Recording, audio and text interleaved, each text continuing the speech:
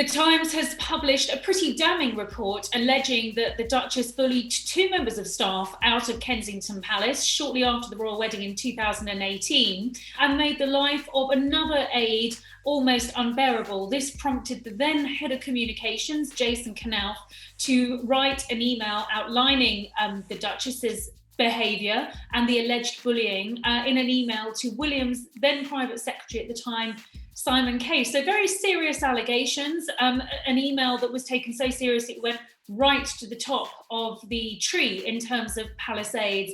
And it must be pointed out that these bullying allegations are strongly refuted by the Duchess of Sussex. She claims she didn't bully anyone out of the palace.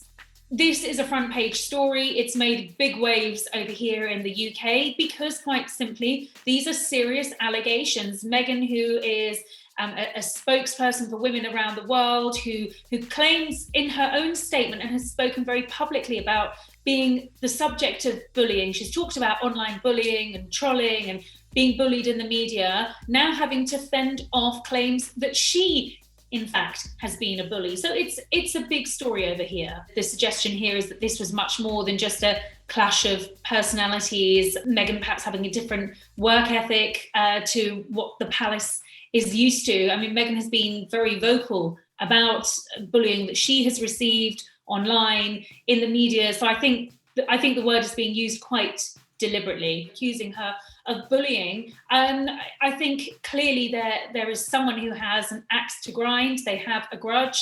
And their timing is interesting, to say the least, because, of course, this bombshell comes just days before the couple will sit down and talk to Oprah. Were you silent or were you silenced?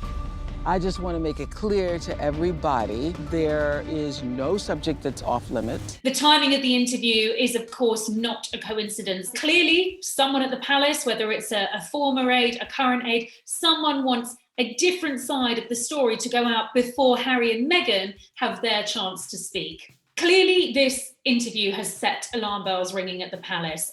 When a royal sits down and does an interview like this, historically, it has just never bode well. Diana's interview with Panorama ultimately was a disaster. When Prince Charles sat down with Jonathan Dimbleby, it didn't have the desired result that he wanted. And more recently, Prince Andrew's disastrous Newsnight interview. So there is definitely trepidation ahead of this interview. I think there are a lot of courtiers who are very nervous about the interview and apprehensive about exactly what the couple are going to say.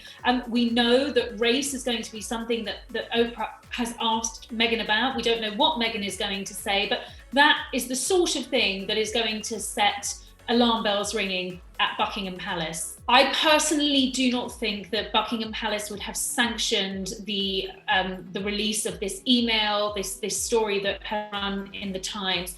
Quite simply, no one comes out of this looking good. This is a very public airing of the royal family's dirty linen. I can only imagine that the Queen would be incredibly disappointed. This is not the sort of PR that she wants for her family. I think it's incredibly unlikely that the palace is behind this. Clearly, there is a member of staff or a former member of staff who is disgruntled and who wants to have a different version of events put out there.